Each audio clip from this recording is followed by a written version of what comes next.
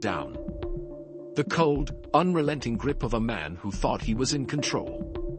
Her back slammed against the marble pillar of the courthouse lobby, and the sharp impact sent a jolt of pain up her spine. She gasped, her body instinctively fighting for air, for freedom, but his grip only grew stronger. "Step back." His voice was a growl, filled with authority, filled with hate. "I said step back, now." A crowd had gathered. Lawyers, clerks, civilians, eyes wide with horror, frozen in disbelief. The echoes of the officer's command bounced off the grand pillars, but no one dared move. She clawed at his wrist, nails digging into his skin, but he refused to let go. His face was twisted in disgust, his eyes burning with something sinister. "You people think you can do whatever you want," he spat, his breath hot, his voice laced with venom. "Walking in here like you own the place. Like you have power. But let me tell you something." He leaned in closer, his grip tightening. "You don't. Not here. Not in my courthouse." She struggled, but the officer was strong. Her chest heaved, fighting against the pressure, fighting against the humiliation. A deep silence had fallen over the room. No one stepped in. No one dared to. Because to them, she was just another black woman caught in the crosshairs of a man who had always gotten away with this. A moment stretched into eternity. The air thickened, suffocating, oppressive. The world was watching, but no one was moving. Then a voice sliced through the silence. "Officer, what the hell are you doing?" A man in a dark suit stormed forward, his footsteps echoing against the polished floor. His expression was a mixture of horror and fury, his jaw clenched so tight it looked like it might snap. The officer hesitated, just for a fraction of a second, his grip loosening just enough for her to gasp in a sharp breath of air. But his eyes never wavered. He was still in control. He thought he was. "I don't take orders from criminals," he muttered under his breath, his fingers still pressed against her throat. The suited man stopped in his tracks. His hands trembled at his sides. His mouth opened as if he wanted to scream, but no words came. And then, a sound. A creak of doors swinging open. The courtroom doors had been thrown wide. Rows of attorneys, clerks, and jurors stared in stunned silence. The air was thick with something electric, something deadly. The officer turned, confusion flickering across his face. Something was wrong. Something was very, very wrong. And then he saw it. The judge's chair. Empty. The officer's stomach dropped. A chill ran down his spine, spreading like ice through his veins. He looked back at the woman in his grip. Her face, once contorted in pain, was now unreadable. A storm brewed behind her eyes, something fierce, something undeniable. And then, she spoke. "You just assaulted a sitting judge in her own courthouse." Silence. A deadly, suffocating silence. The color drained from the officer's face. His breath hitched. His hands fell away from her throat as though he had been burned. The realization hit him like a truck. His world, his power, his control, it all shattered in an instant. The murmurs started slowly, whispers that crawled through the air like fire catching on dry leaves. Someone gasped. Someone else took a step back. The weight of what had just happened began to settle over the room, heavy and undeniable. The suited man exhaled sharply, shaking his head in disbelief. "My God," he whispered. And then, the panic set in. The officer took a step back. His heart pounded so loud it drowned out the sounds around him. His mind raced, grasping for an explanation, an excuse, something, anything, to undo what he had just done. But there was nothing. No escape. No justification. No turning back. Because he had just made the biggest mistake of his life. And what happened next? It shocked the entire country. At Plough of Twist, we stand firmly against racism, discrimination, and injustice in any form. This story is a powerful reminder of the struggles many face and the justice they deserve. To every Black viewer watching, your life matters, your voice matters, and your dignity is non-negotiable. We share stories like this not just to entertain but to inspire change and awareness.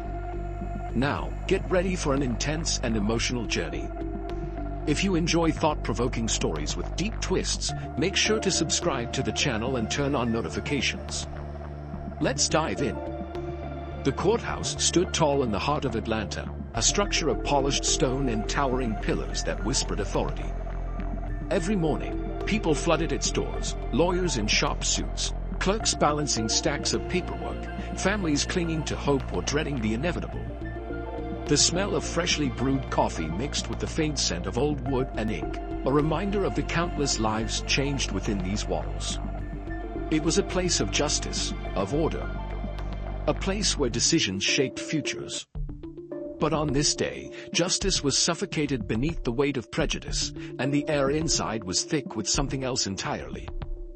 Judge Naomi Carter had spent years walking through these halls, her heels clicking against the floor with steady purpose.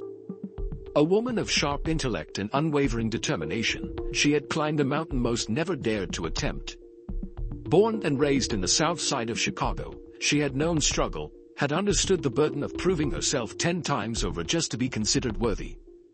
She had fought to sit where she sat, had built her reputation case by case, trial by trial.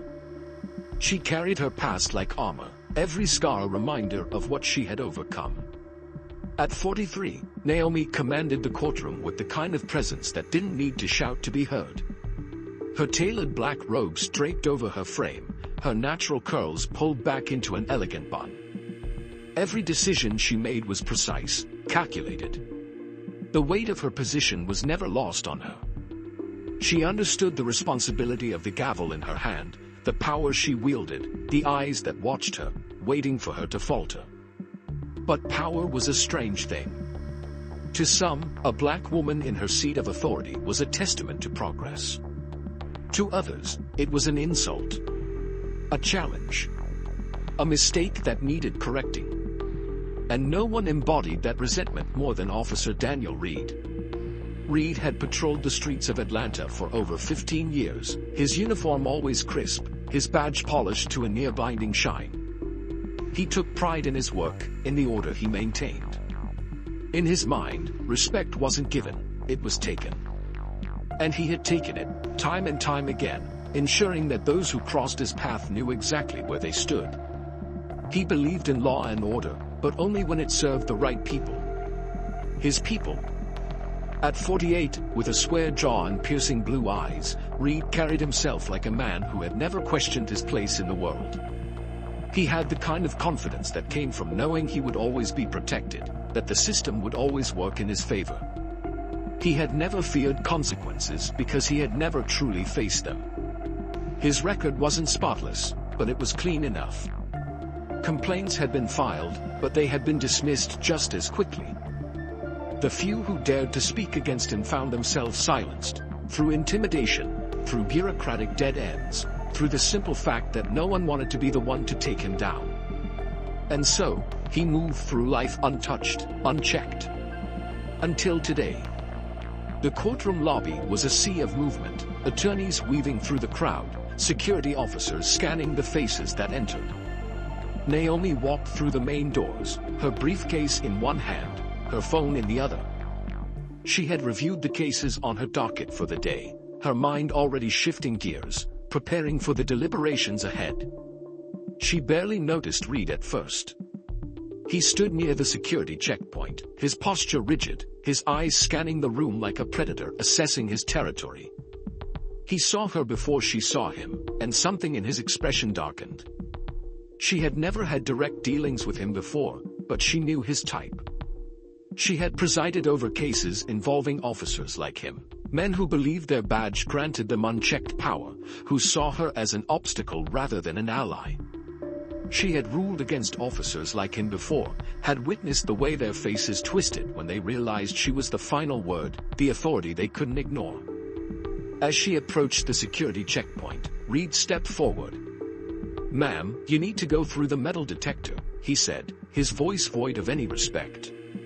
Naomi glanced at him, then at the detector. She had walked through these doors every day for years. Judges weren't required to go through security. They were exempt, a courtesy and a recognition of their status.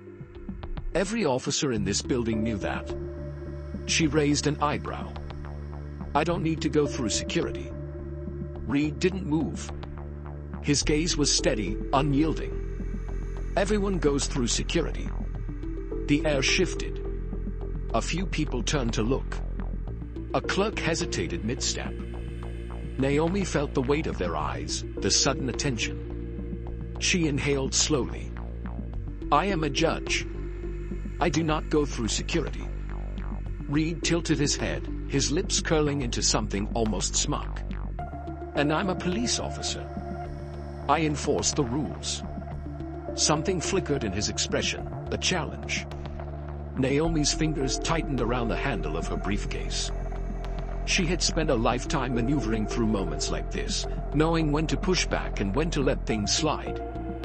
But this wasn't something she could let slide. Not today. Not here. Her voice remained calm, steady. "Are you asking every judge to go through security today? Or just me?" Reed didn't answer right away. His jaw clenched, his fingers twitching slightly. He wasn't used to being questioned. Especially not like this. A security officer standing nearby shifted uncomfortably. He knew the protocol, knew that Naomi had every right to walk through without delay. But Reed was his superior. And crossing him was not something anyone did lightly. Naomi took a step forward. "Move." Reed didn't. The tension in the air was palpable.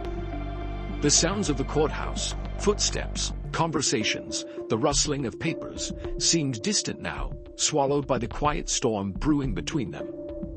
Reed's hand twitched at his side. It was instinct. Muscle memory. A lifetime of knowing that a hand on a holster, a shift in stance, a certain look, those were all signals of power. Signals meant to intimidate. But Naomi Carter did not scare easily. She stared at him, unflinching. "I suggest you think very carefully about what you do next." For a moment, neither of them moved. Then, as if the world snapped back into motion, another officer stepped forward. "She's good to go," he muttered, his voice uneasy. "Judges don't go through security." Reed's jaw tightened. His body was rigid, his knuckles white. But he stepped aside. Naomi didn't spare him another glance as she walked past, her back straight, her head high. But she felt it, the seething rage radiating off him, the resentment burning in his eyes. She had won this round. But she knew men like Reed didn't forget. They didn't let things go. And the mistake he was about to make would cost him everything. The courthouse was a machine, a relentless force of bureaucracy, law, and order. Every hallway echoed with hurried footsteps, every office was filled with the scratch of pens against paper, the tapping of keyboards, the rustling of legal documents being shuffled and reviewed. It was an environment built on precision, a system that functioned on rules, regulations, and technicalities. But beneath the polished marble floors and the towering columns that lined the grand hallways, something else festered. It was a quiet, insidious thing, an unspoken reality woven into the very fabric of the institution. Prejudice. Resentment. Power struggles disguised as protocol. And today, one of those battles was about to explode into something no one could ignore. Judge Naomi Carter had always known what it meant to fight for her place in the world. Nothing had ever been handed to her, every achievement, every milestone, every inch of progress had been earned through years of sacrifice and unyielding determination. Born and raised on the south side of Chicago, she understood struggle in a way that many of her colleagues never could. She had grown up watching her parents navigate a world that was not built for them, learning at a young age that fairness was a privilege, not a guarantee. She had worked harder than anyone else, staying up late into the night studying case law while her friends went out, pushing herself through law school, surviving the grueling years of being a prosecutor before stepping into the role of judge. It had never been easy, but it had been worth it. She had built a reputation as a fair, brilliant, and fearless judge, someone who upheld justice without bias, someone who did not waver in the face of intimidation.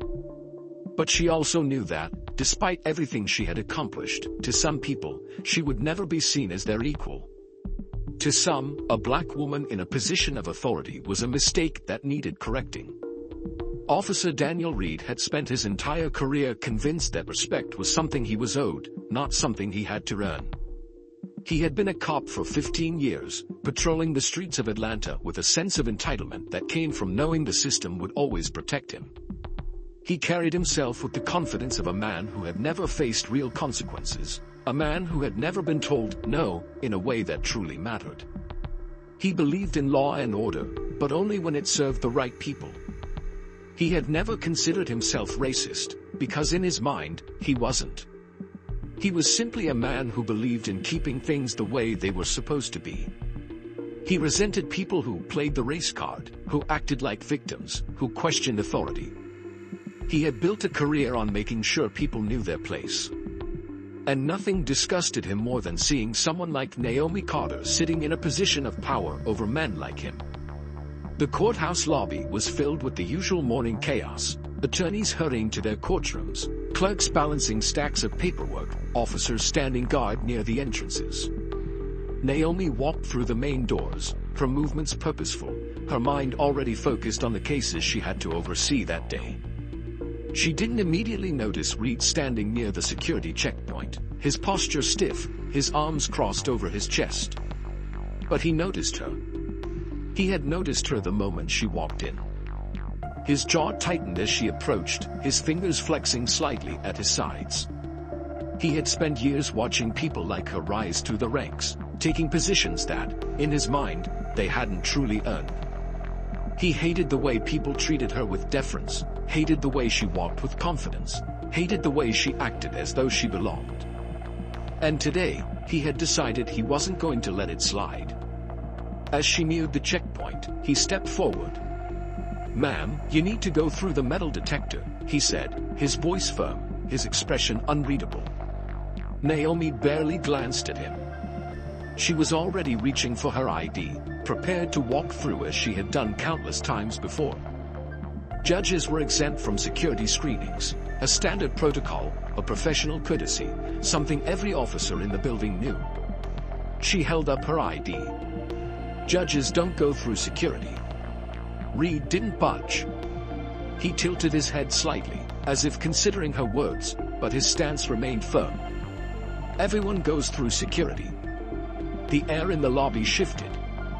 A few people paused mid-step, their conversations trailing off as they turned to watch. A security officer standing nearby shifted uncomfortably, his gaze flickering between Naomi and Reed. He knew the rules. He knew Reed was out of line. But no one wanted to be the one to challenge him. Naomi's fingers tightened around the handle of her briefcase. She had dealt with moments like this her entire life, instances where people tried to remind her that no matter how high she climbed, there would always be someone waiting to drag her back down. She had learned how to pick her battles, how to let certain things roll off her shoulders. But this wasn't something she was willing to let go. Her voice remained calm, but there was an edge to it now. "Are you making all judges go through security today? Or just me?" Reed's lips pressed into a thin line. The muscles in his jaw twitched. She stared at him, unblinking, unwavering. "I am a sitting judge. You know the rules. Now, move." Reed didn't move. For a moment, there was nothing but silence. The quiet kind of tension that filled the room before something shattered. His fingers flexed again. His pulse quickened. His ego demanded retaliation. He could feel the eyes on him, could feel the weight of the moment pressing down, and it infuriated him. Naomi took a step forward, closing the space between them. Her voice was lower now, just for him. "You're making a mistake." His nostrils flared. The power struggle was suffocating. Then, as if the universe itself intervened, another officer stepped in. "She's good to go," the man muttered. "Judges don't go through security." Naomi held Reed's gaze for a beat longer, then stepped past him without another word. But she felt it, the seething rage behind her, the way his entire body radiated resentment. She had won this round. But she knew men like Reed never forgot when they lost. And when people like him felt like they had been made to look weak, they always found a way to strike back. As she walked down the hallway toward her chambers, she inhaled deeply, centering herself. She had a full day ahead of her, cases that needed her focus, justice that needed to be served.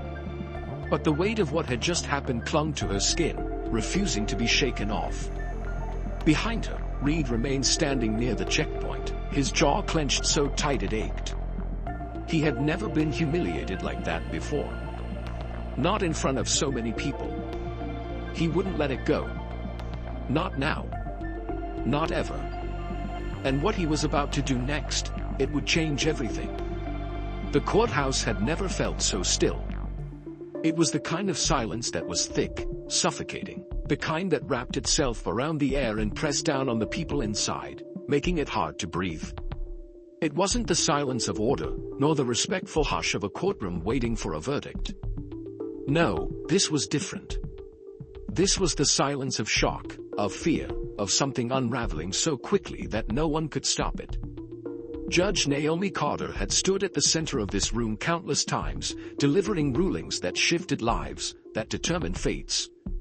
She had held power in this space, had commanded attention with nothing more than her voice, her presence.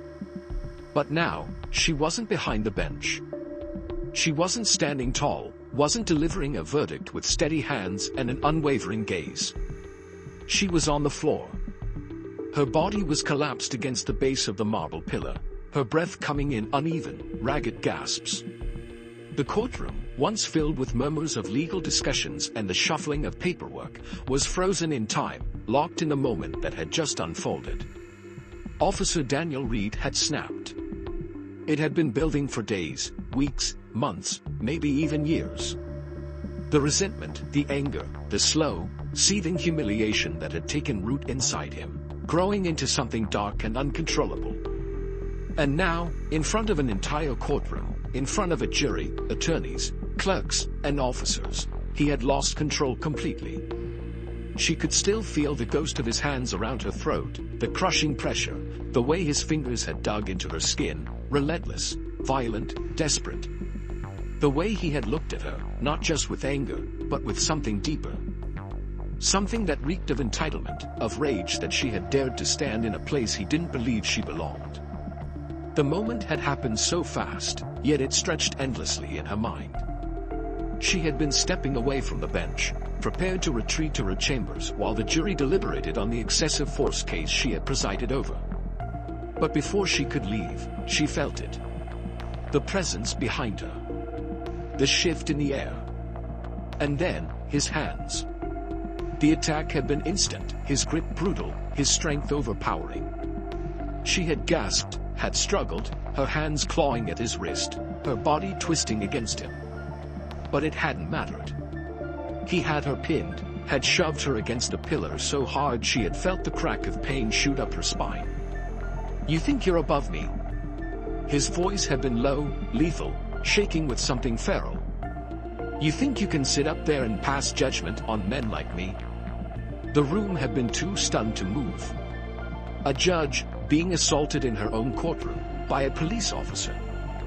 It was the kind of moment that shattered realities, that twisted perceptions, that made people question everything they thought they knew about order, about law, about justice.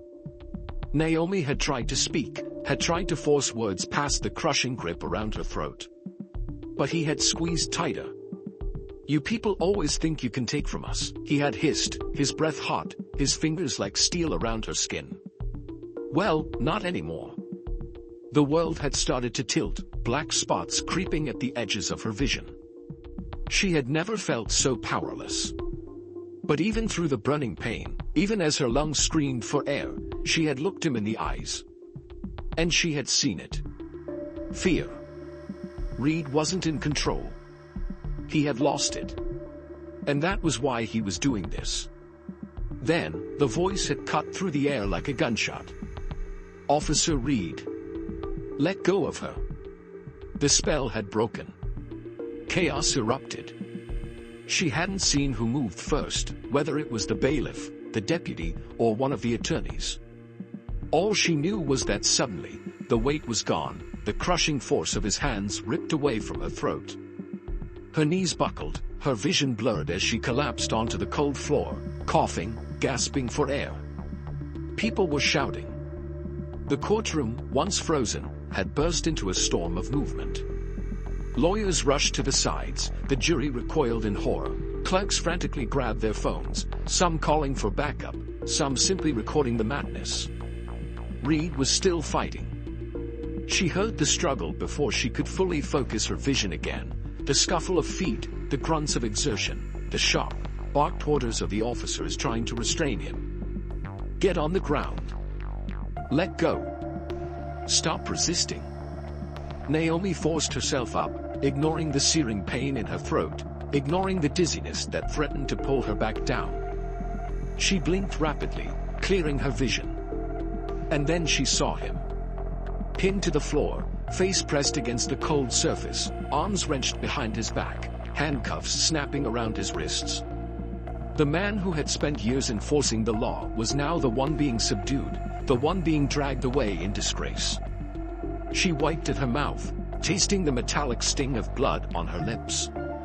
Then, she stepped forward, her voice hoarse but unwavering. "Take him out of my courtroom." The weight of those words settled over the space like a final verdict. Reed stopped struggling. For the first time, he truly looked at her. And in that moment, she saw something shift in his eyes. The realization, the horror, the understanding of what he had just done. He had thrown everything away. His career. His authority. His life as he knew it. All because he couldn't stand to see a black woman hold more power than he did. The officers hauled him up, gripping his arms tightly as they moved toward the exit. The entire room watched, some still too stunned to react, others finally murmuring, whispering, processing the disaster that had just unfolded.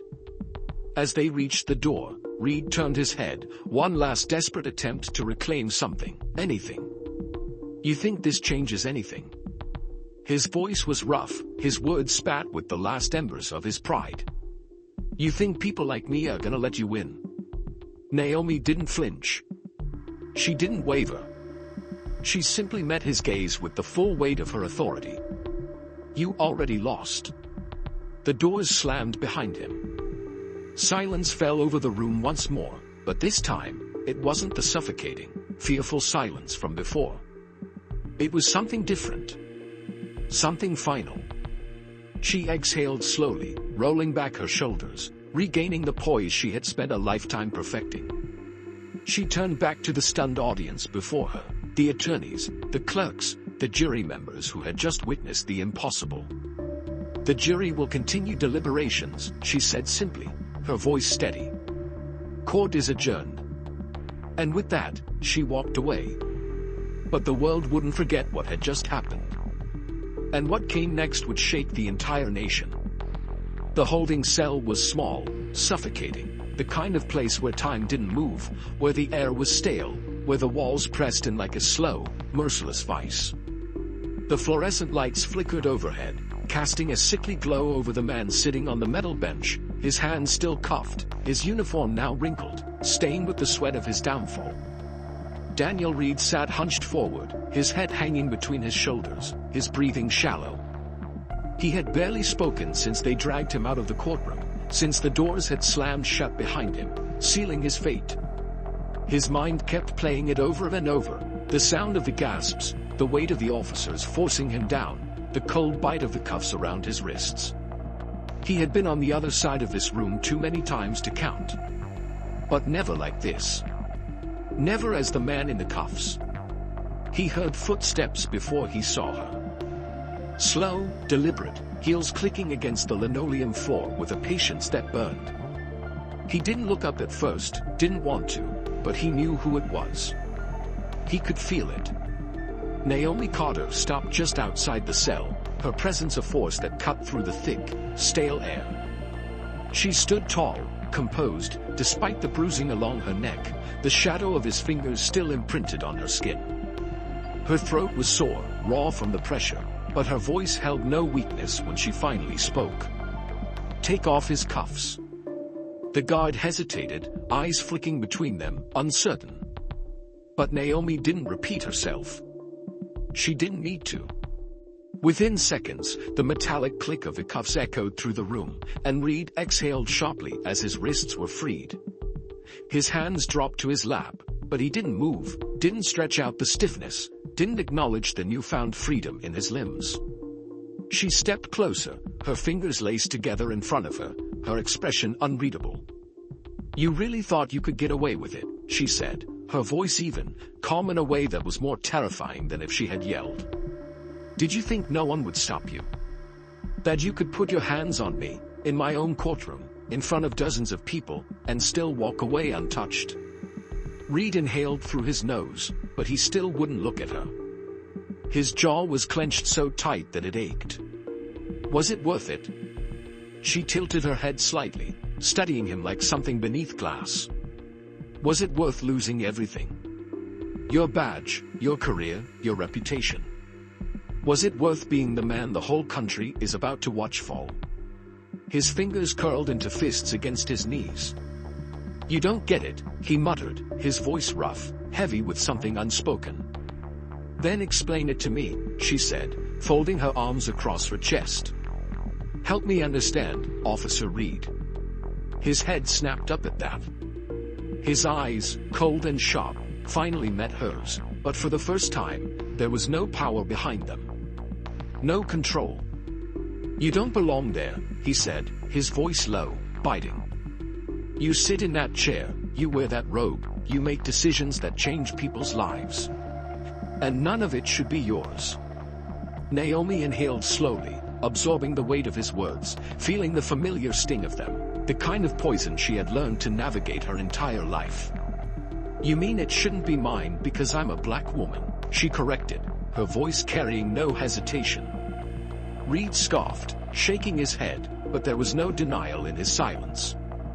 She took a slow step forward, closing the space between them just enough that he could see the certainty in her eyes, the unwavering, immovable force that he had spent his life trying to erase. "You thought that if you put your hands on me, if you humiliated me, if you made me feel small, that you could undo all of it," she said, her tone almost sympathetic. "You thought you could remind me of my place." His nostrils flared, but he said nothing. "But here's the thing," she continued, leaning in slightly, her voice lowering just enough to make him hold his breath. "I don't have a place. I make my own. And no matter how many of you come along, no matter how many of you try to break me, I will still be here. I will still be standing." Reed exhaled sharply, shaking his head again, but this time, there was something hollow in it. "You think this changes anything?" His voice was bitter, thick with resentment. "You think they're really gonna let you keep that seat? They'll find a way to get rid of you. They always do." Naomi didn't flinch. "I guess we'll find out," she said simply. He let out a dry, humorless laugh, rubbing a hand over his face, exhaustion weighing down his limbs. "What happens now?" "You'll be charged," she said, her voice void of emotion. "Aggravated assault. Attempted murder. Assaulting a judge. Your trial will be public. There will be cameras. And you will be the example they use for every officer who thinks they're above the law." His fingers twitched. "You think that makes us even?" he muttered. Naomi arched an eyebrow. "Even? You think that because I'm going down, you win?" His voice was sharper now, laced with something desperate. "You think this is justice?" She exhaled, shaking her head. "Justice would have been you never believing you had the right to touch me in the first place. Justice would have been you being held accountable the first time you put your hands on someone who couldn't fight back. Justice would have been a system that never let men like you think they were invincible. His chest rose and fell, his hands gripping his knees so tightly that his knuckles turned white. She took a step back, studying him for a long moment, letting the silence stretch between them. "You're not special, Daniel," she said finally. "You're just the first one they finally decided to stop protecting." His eyes flickered, something unreadable flashing across his face. Then, the door creaked open. A guard stepped in, clearing his throat. "It's time." Naomi gave a slow nod, her gaze still locked on Reed. Then, without another word, she turned on her heel and walked out of the room, her shoulders back, her stride steady. She didn't look back. But Reed did. He watched her go, watched the door close behind her, and in that moment, he felt it fully. The weight of what he had done. The weight of everything he had lost.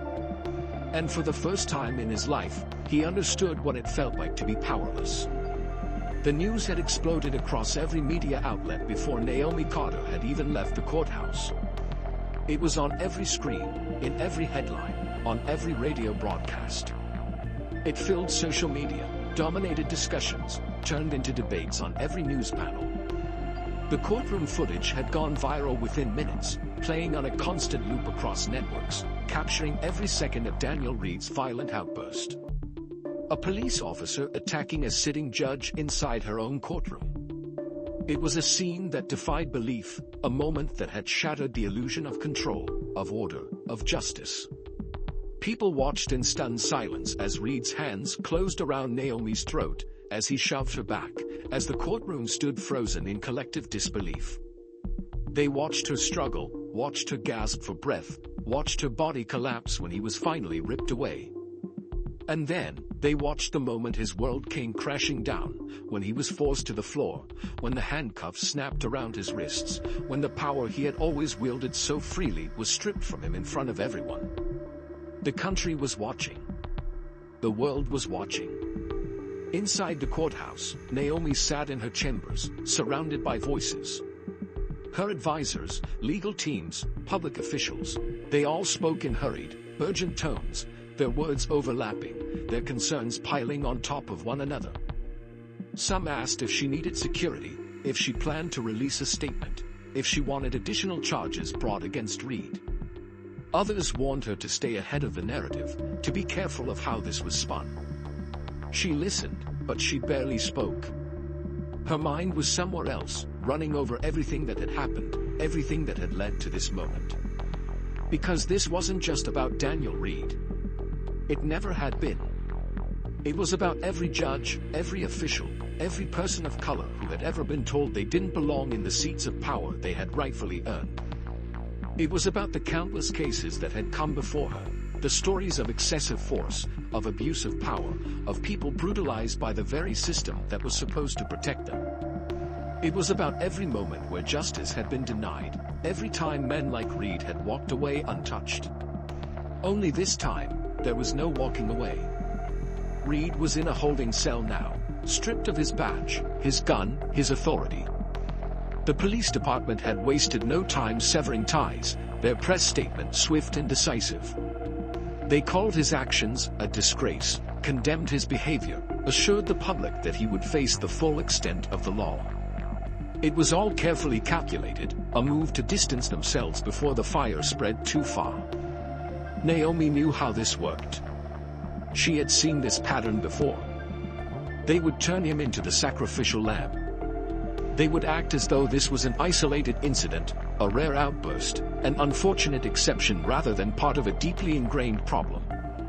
They would hold him up as proof that the system works, that justice is served, that no one is above the law.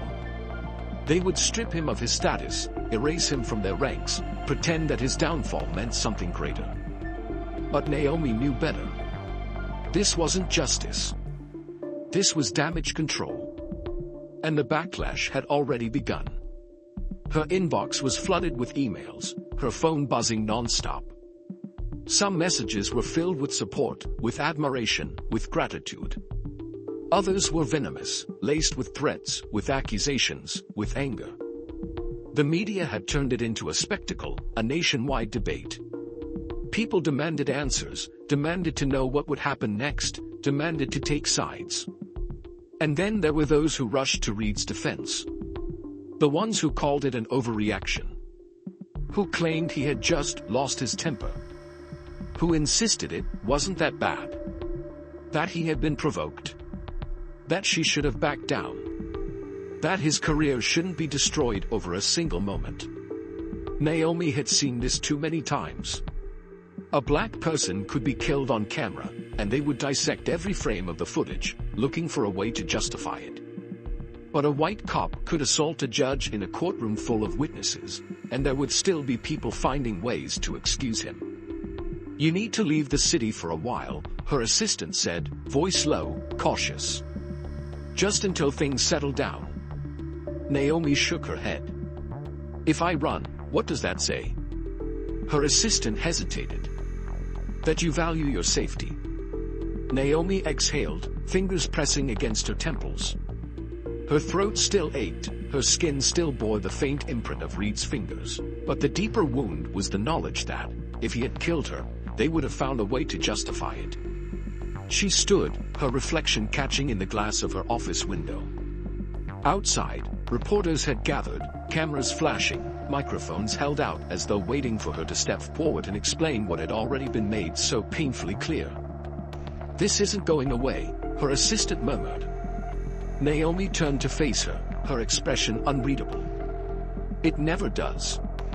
The knock at the door was soft but urgent. Another aide poked their head inside. "The governor's on the line," they said. "Wants to talk to you personally." Naomi sighed, straightening her shoulders. She already knew how the conversation would go. He would offer words of support, assurances that the state was taking this seriously, a carefully rehearsed statement that had been drafted by his public relations team. But beneath it all, she knew what he would really be asking. "How bad is this going to get?" She took the call anyway. Meanwhile, in his cell, Reed sat in silence, his back against the cold wall, his hands resting limply in his lap. The echoes of the day still rang in his ears, the shouts, the orders, the gasps of the courtroom. His mind ran through it over and over, replaying the moment when everything had shattered. He had never been on this side of it before. Never been the one in the cuffs. Never been the one sitting in a cell, waiting for someone else to decide what happened to him next. His lawyer had come in, talking fast, telling him they were working on a strategy, that they would try to argue temporary insanity, that they would paint him as a man who had been under too much pressure, that they would push for a reduced sentence. Reed had barely listened. Because deep down, he already knew. There was no coming back from this. No reinstatement. No redemption. No neatly tied-up ending where he walked away with a slap on the wrist. He had spent his entire career believing that men like him were untouchable. And then, in one moment, he had proven himself wrong. The realization sat heavy in his chest, pressing down, making it hard to breathe. He leaned his head back against the wall, closing his eyes, exhaling slowly. For the first time in his life, Daniel Reed understood what it felt like to have no control. And for the first time in her life, Naomi Carter understood what it meant to win, not because the system had worked, but because, for once, it had failed him. The holding cell felt smaller than before. The air inside was thick, dense, almost suffocating, as if the walls were pressing in with every passing second. The fluorescent lights overhead cast an unforgiving glow over Daniel Reed's hunched form, highlighting the creases on his uniform, the dried sweat along his temples, the exhaustion in his face. He had stopped looking at the clock. Time had lost its meaning. His entire life had been measured in control, in dominance, in knowing where he stood. But here, in this cage, there was nothing but uncertainty. The door to the holding area creaked open. The sound echoed, sharp against the concrete. He didn't look up. He didn't have to. He knew who it was before she even stepped forward. Naomi Carter's heels clicked against the linoleum floor, slow, deliberate, each step carrying the weight of something inevitable. She stopped just outside the cell, standing still, staring at him. He felt her presence before he finally forced himself to meet her gaze. Her posture was steady, unwavering, despite the deep bruises around her throat, the marks his fingers had left imprinted on her skin. Proof of what he had done. Proof that couldn't be denied. For a long moment, she said nothing. The silence between them stretched, thick with everything that had happened, with all the history, the resentment, the collision of their worlds.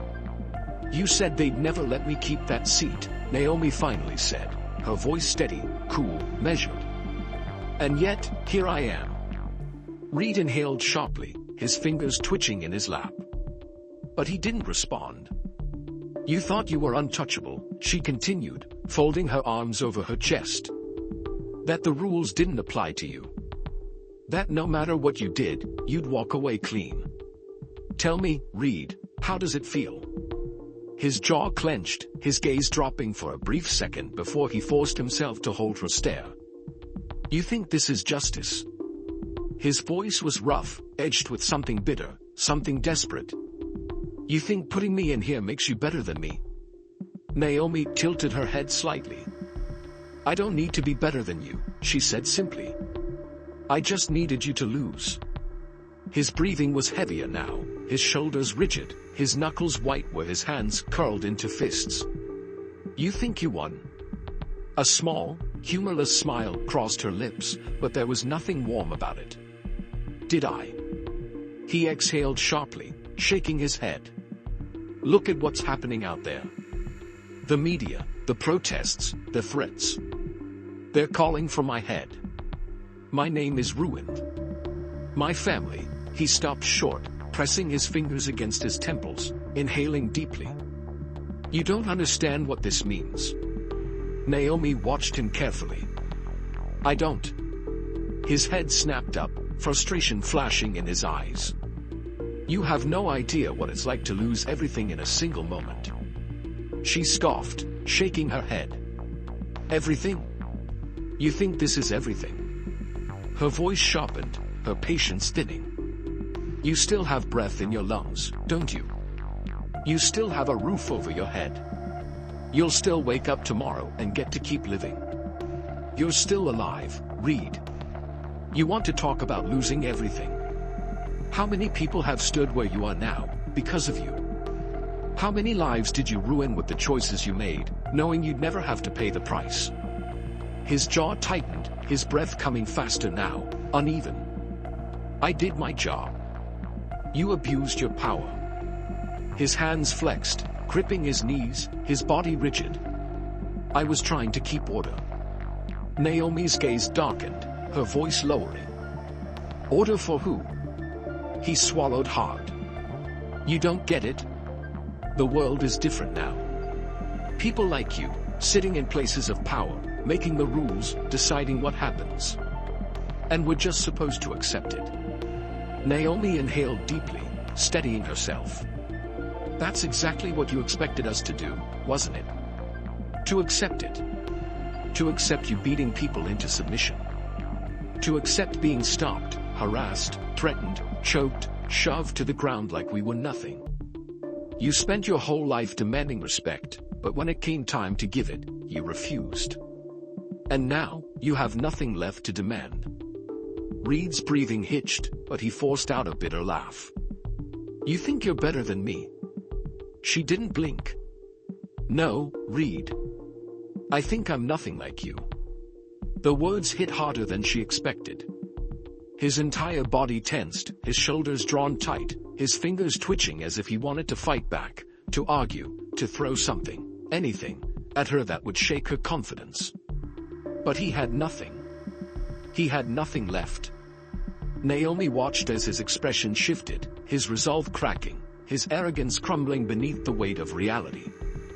She had seen men like him her entire life, men who had spent so long believing they were invincible that they never stopped to consider what would happen if they lost everything. And now, he was drowning in it. His voice was quieter when he spoke again. "What happens to me now?" She exhaled slowly, tilting her head slightly. "What do you think happens, Reed?" He let out a slow, uneven breath. "Prison." Naomi nodded. "Yes." He swallowed hard. "How long?" "Long enough." Silence stretched between them again, heavier now. He ran a hand over his face, his fingers digging into his scalp, his breathing still uneven. "I don't know who I am without that badge." Naomi stared at him for a long moment. "Then I guess you have a lot of time to figure it out." The words settled in the air between them, final, absolute. For the first time, Reed had no response. Naomi turned, stepping toward the door. She didn't look back. But Reed did. He watched her go, watched the door close behind her, and in that moment, the weight of everything came crashing down on him at once. For the first time in his life, Daniel Reed was no longer in control. And for the first time in her life, Naomi Carter had made a man like him understand exactly how that felt. The walls of the holding cell had never felt smaller, the air inside thick, stale, pressing down on Daniel Reed like an invisible weight. He sat slouched on the metal bench, his elbows resting on his knees, his hands hanging limply between them. His uniform was wrinkled now, his badge and gun long gone, stripped away along with the illusion of authority that had once made him feel untouchable. Time moved differently in a place like this. It stretched, elongated, each second dragging endlessly into the next. He had long since stopped trying to figure out how much time had passed, how many hours had bled into each other. It didn't matter. Nothing did anymore. The door to the holding area creaked open again, the sound cutting through the silence like a knife. Footsteps approached, slow, deliberate, each one echoing against the concrete floor. He didn't need to look up to know who it was. Naomi Carter stood just beyond the bars, her posture straight, her presence steady. The bruises around her throat had darkened, the deep purple marks a stark contrast against her skin, evidence of what had happened, of what he had done. Evidence that no excuse could erase. For a long moment, she said nothing. Reed exhaled through his nose, dragging a hand down his face. "You came back." His voice was rough, hoarse from hours of silence. Naomi didn't blink. "Did you think I wouldn't?" His fingers twitched against his knee, his body rigid. "I don't know what to think anymore." She tilted her head slightly. "Good." He let out a dry, humorless laugh, shaking his head. "You're enjoying this?" Naomi remained expressionless. "No, Reed. I'm not." His jaw tightened. "Then why are you here?" She took a step closer to the bars, folding her arms across her chest. "Because I want to know if you understand." His brows furrowed slightly, confusion flickering in his tired eyes. "Understand what?"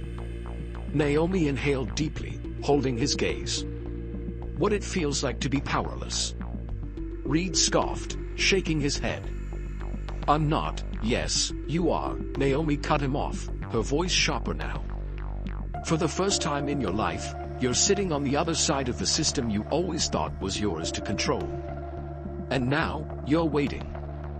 Waiting for someone else to decide what happens to you. Waiting to see if there's a way out. Waiting for a verdict you can't change. Tell me, does it feel fair?" His breathing quickened slightly, his fingers flexing against his knee. "This isn't the same." Naomi arched an eyebrow. "Isn't it?" He exhaled sharply, his hands curling into fists. "I made a mistake." "A mistake?" Her voice was colder now, like steel. "Reed, forgetting to pay a parking ticket is a mistake. Forgetting someone's name is a mistake. What you did wasn't a mistake. It was a choice. You put your hands on me in a room full of people because you believed you had the right to. You thought no one would stop you. You thought you'd walk away from it, just like you always have." His jaw clenched, his breath coming faster now, uneven. "I wasn't thinking." "No," Naomi corrected, stepping even closer to the bars, her presence towering over him even though she stood on the other side. You were thinking exactly what you've always thought, that you could do whatever you wanted and there'd be no consequences. Reed swallowed hard, his Adam's apple bobbing. His fingers twitched, his shoulders tensed. You thought that courtroom belonged to you, she continued. You thought that badge made you invincible.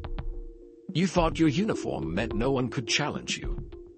And now that you're in here, now that your name is plastered all over the news, now that even the people who used to protect you won't take your calls, you finally see it, don't you? He didn't respond. His jaw worked, his breath hitched slightly, but he said nothing.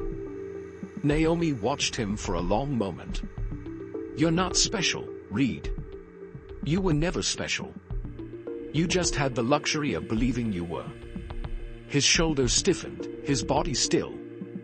You think you're better than me? She let out a slow breath.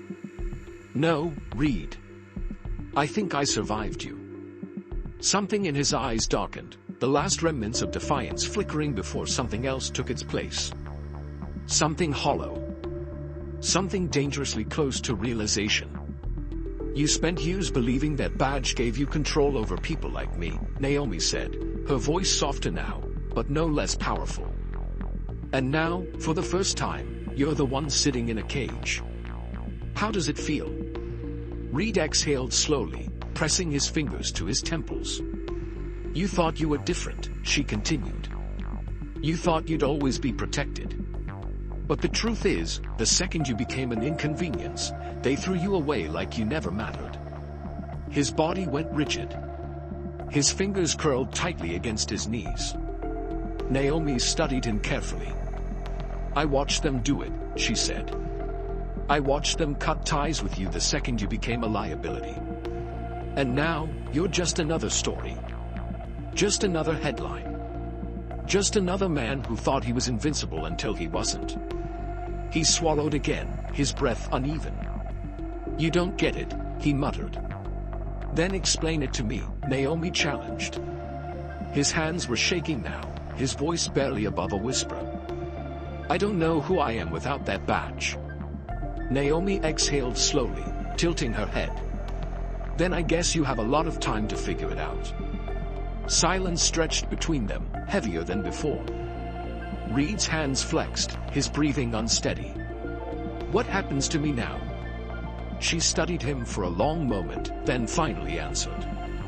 The same thing that happens to everyone who comes through this system.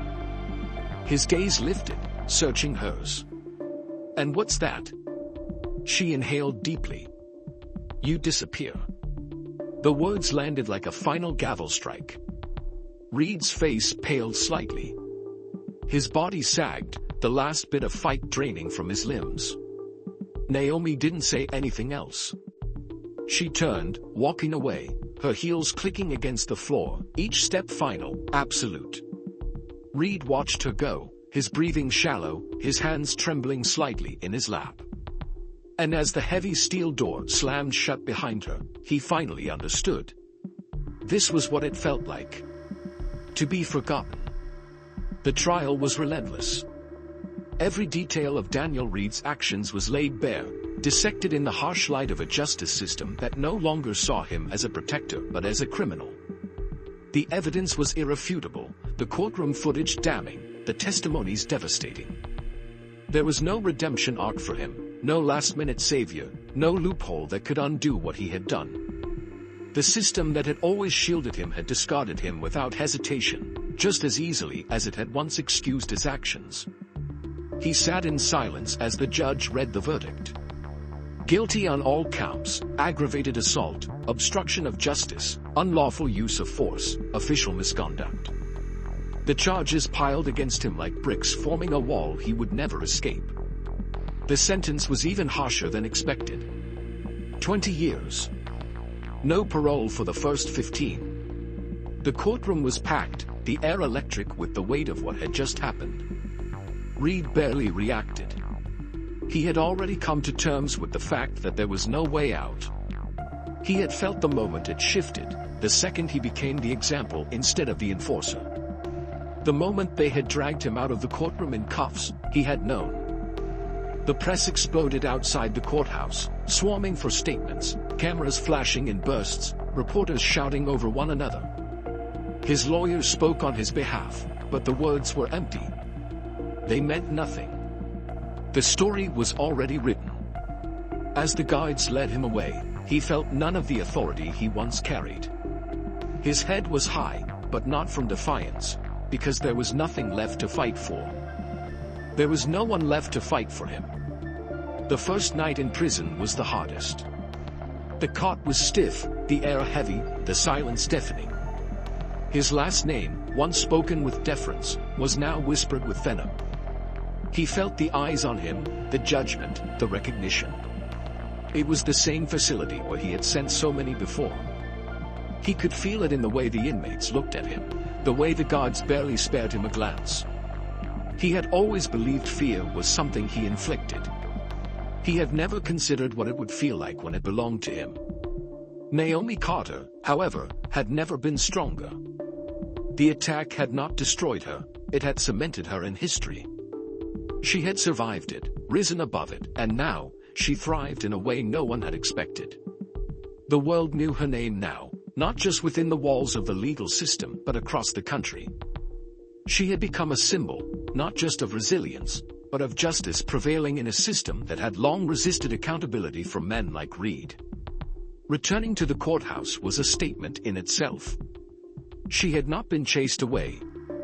She had not been broken. When she walked through the halls, the weight of what had happened was still there, but so was something else: respect.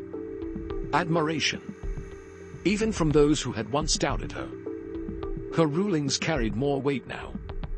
Every decision she made was scrutinized, dissected, analyzed by those who watched, waiting for a misstep, but she never faltered. She had spent her entire career fighting for the right to be in that seat, and now, nothing could take it from her. Threats still came. The letters, the emails, the online harassment. But none of it mattered. She had already faced the worst of it, and she was still standing. Time passed. Reed faded from the headlines. He became just another inmate, another fallen officer, another cautionary tale whispered in law enforcement circles. His name was no longer spoken with respect. He was no longer feared, no longer admired. Just a man in a prison uniform, forgotten by the same system he had once used as a weapon. And Naomi? She only rose higher. When the opportunity came for an appellate court nomination, she accepted it without hesitation. Her name became one that legal scholars cited, her decisions referenced in landmark cases. The whispers of her name for a Supreme Court nomination began slowly, then grew louder. She had never needed permission to be powerful. She had always been that way. She had always known where she belonged. Now, let's take a moment to reflect. How often do we see power abused without consequence? How many times have men like Daniel Reed walked free, their actions excused, their authority unchecked? This story is fiction, but the reality behind it is not. Justice should not be conditional. Power should not mean immunity. And yet, for so long, it has. But what happens when the tables turn? What happens when those who once ruled unchecked are forced to face the same system they weaponized against others? Reed believed he would always be protected. He believed that no matter what he did, the rules would bend for him. He thought he was untouchable. Until he wasn't. What do you think? Should justice be absolute, or do you believe power should grant exceptions? Let me know your thoughts in the comments. And if you enjoyed this story, if you want more narratives filled with justice, twists, and unforgettable moments, make sure to subscribe. You won't want to miss what's coming next. Thank you for watching, and I'll see you in the next one.